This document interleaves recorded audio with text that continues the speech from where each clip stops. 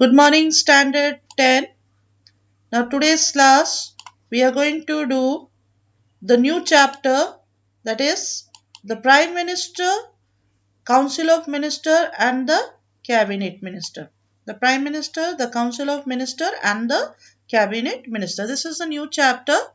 We are going to study about the appointment of the Prime Minister, Council of Minister, and the Cabinet Minister. Means how the Prime Minister is appointed, how the Council of Ministers are appointed, and the Cabinet Ministers are appointed. So when we speak about the Prime Minister, you have to remember that after the general election, the President invites the leader of the absolute majority winning party.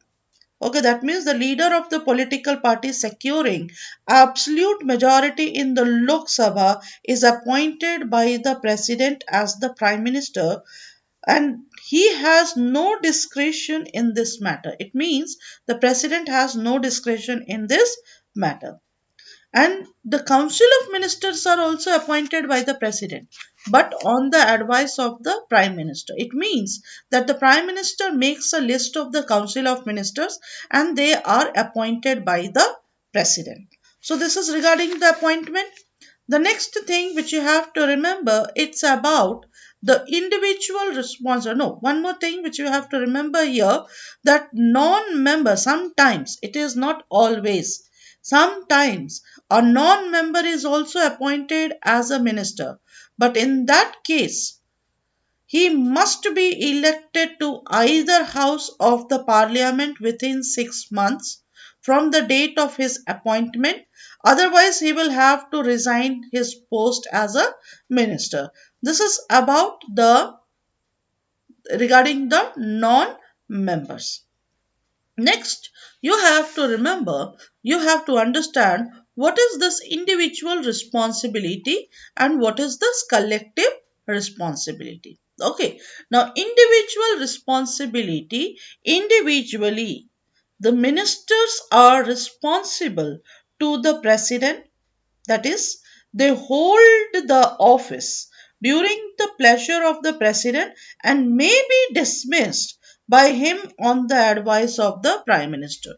This also shows that the ministers are individually responsible to the president only, but when they are asked to give their resignation, they will hand it over to the president, but on the advice of the prime minister. This is individual responsibility. The next you have collective responsibility of the Council of Ministers. It means that in a parliamentary form of government, okay, it means that the Council of Ministers is collectively responsible to the Parliament. The Council of Ministers are collectively responsible to the Parliament, and this policy of government is not that of one minister but of all ministers. It means that if one minister also fails to answer due to the parliament during the time of question hour, it makes the whole ministry to resign. It makes the whole ministry to resign. If something goes wrong with the policy of one minister, the whole council of ministers take the responsibility. So, if parliament reject the policy of that minister, all the ministers have to resign and not that particular minister alone. That means they swim and sink together. It means that they swim and sink together. This is about collective responsibility. The next you have term of office. Term of office, if you speak constitutionally. Okay, constitutionally, the Prime Minister and his Council of Ministers hold office during the pleasure of the President, but the President has little power even in this regard.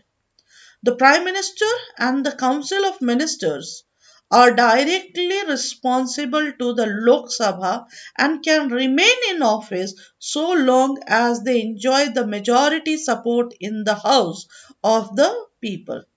Okay, It means when a vote of no confidence is passed in the Lok Sabha against the Council of Ministers, they have to resign collectively.